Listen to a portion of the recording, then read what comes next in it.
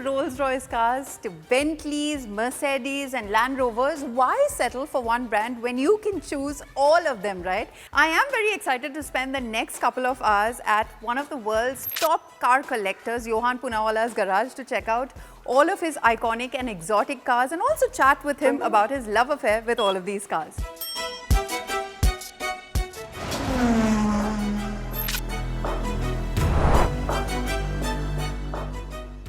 Mr. Poonawalla, Zayan, thank you so much for talking to us on CNBC TV 18. Firstly, you have a gorgeous collection of cars, rare vintage cars as well, and great sports cars. Tell me, how did this love affair start and what really piqued your interest? Well, I've always loved cars since I was a child. I've grown up around cars and horses, and the family used to have some lovely old cars. So I've grown up around those cars, but those cars have long gone. Right. What you'll see here today is a collection that I've built up from scratch myself. And Zayan, you are interested in cars as well, right? So what do you think of the collection that your father has built over so many years? I think it's good. You think it's good? What fascinates you the most in the collection that he has? You know, he's known for his Rolls-Royce collections and Ferraris. Which do you prefer? The vintage cars. The vintage cars? Why? I would assume you would like the fast sports cars. What is it about vintage cars that you like so much? How they look. From all these collections that you have, what is that one car that stands out? That's a trick question, I think, because you are asking me to choose between my children. But maybe there's one special car that I can talk about here. This is my 1949 Maharaja Mysore's Mark VI. This particular car that I actually first ventured out of India and took to international shows. Right. And it is this car that actually put India on the international map in terms of India getting really recognized as a vintage car hub. So you own the most enviable collection of Rolls-Royce cars. What really draws you to this particular brand? I don't know, just as a child I was fascinated with Rolls-Royce and Ferrari. And I then built upon that fascination, and I've now really built up this collection of Rolls-Royce and Ferraris as well. So is there one particular one that really stands out for you? Another special car which is not here is the Nizam of Hyderabad's Bentley 4.25 litre 1939 car. It's also a one-off. It's called the MR series, and it's called the concealed boat body.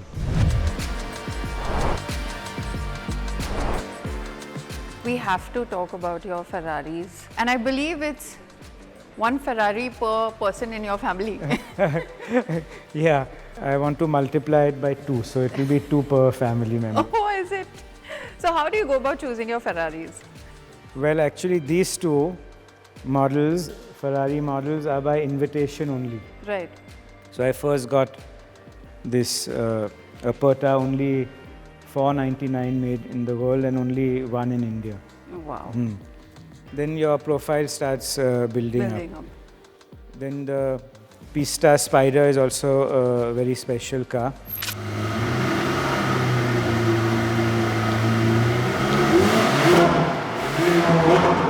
I loved the Pista when it came out. I liked the S-Scoop design and the styling very much. And my son says this is the most special Ferrari of the lot here. So this is my car. That's a Portofino. It's a very nice, easy-going, more comfortable Ferrari. So Michelle likes that car.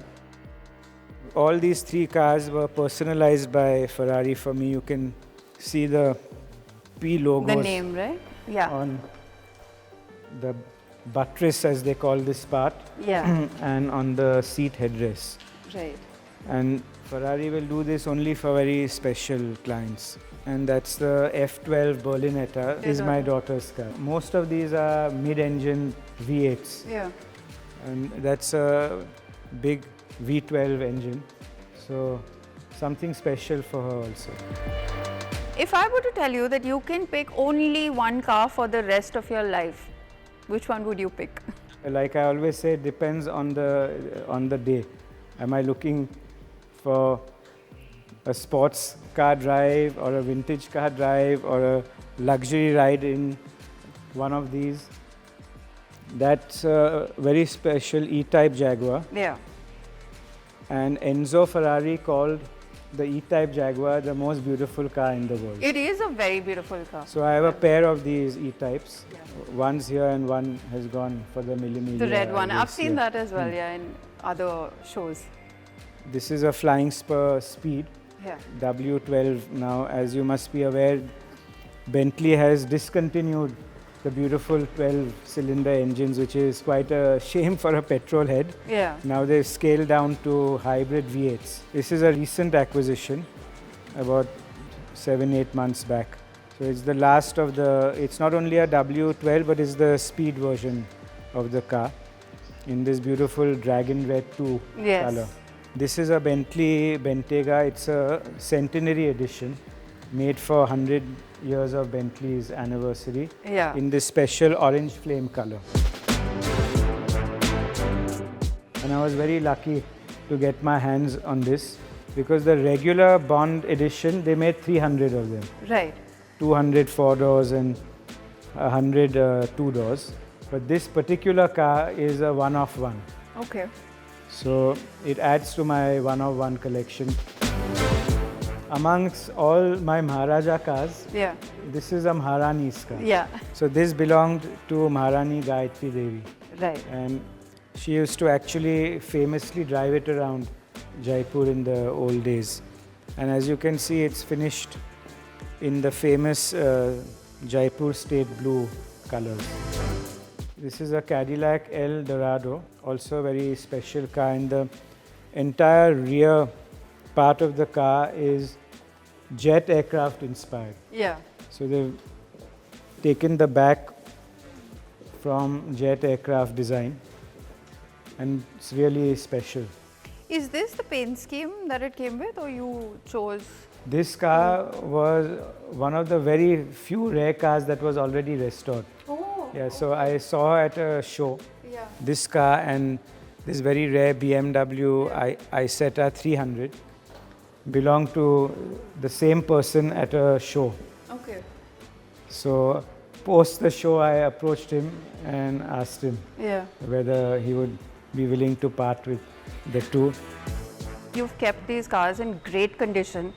But I do assume that maintaining them is a big challenge. How involved are you in the restoration process? Yeah, it is definitely a big challenge. It's not like you can stroll into a dealership for any of these older cars. Right. So you have to source these parts from different countries. If it's Rolls-Royce and Bentley, it's from UK. If it's American car, it's from America. And of course, it's getting more and more difficult as these cars are getting older and rarer. And to answer your second question, I'm extremely involved. I look at every nut and bolt. So for example, when this car was being restored, it's restored exactly to its original spec. Right. As was ordered by the Maharaja when brand new. You can obtain the bill sheets from the Rolls-Royce Club in the UK, which tells you the color combination, the interior, coat of arms, the flag mass, etc. Right. So all of that with Rolls-Royce and Bentley, it's much easier because the records and history are very well maintained. How do you end up balancing your love for cars and the investment that goes into maintaining these collections? Well, earlier on, I think no one looked at cars as an investment. It was just a hobby and a passion. But now that investment element has creeped in. But basically, I don't look at my cars as an investment. It's only passion. It's the passion behind a brand or a particular car, etc. But along the line, the cars are also appreciating in value, which is a plus point now. Okay. And what are some of the biggest challenges that you face in sourcing rare vintage cars? It's become very difficult in India. Even more difficult as now people have become more aware. And have started retaining their cars as opposed to selling them. You've also won several prestigious awards. all across the world as well, and the latest being the one in Spain for your Rolls-Royce 17EX. Yes. What is that one award that you deem the most prestigious that you've already won, and what are you looking most forward to? Is there one particular trophy that you're eyeing? Well, first of all, 17EX is a very special car. She is a 1928 prototype experimental that Henry Royce designed himself. And the idea behind it was to beat Bentley at Le Mans, to actually achieve 100 miles an hour. You can imagine in 1928 in a Rolls-Royce. Yeah. So it's got a bigger engine and a special gearbox that the other Rolls-Royce 1928 cars and the similar models didn't have. I won 2 very special awards with this car this year. The first one was in Malta in Valletta. Right. So 17EX won Best in Show at that event, Yeah. followed by Best in Show at Icons Mallorca. So 2 back-to-back Best in Shows, and these were very emotional and historic because no other Indian has won a Best in Show award Right. outside of the country. So is there something more that you're looking forward to? Are there any more prestigious awards that you're looking forward to? I would like to visit Pebble Beach someday, but I want to do it correctly and precisely. So I have to choose the right car and the right time.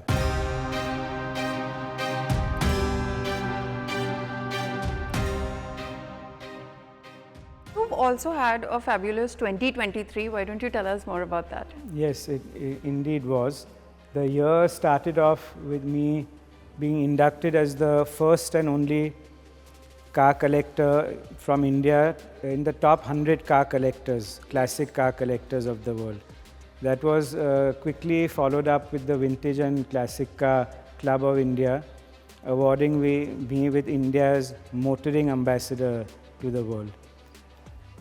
Soon after that, I had sent a car to Villa d'Este at Lake Como.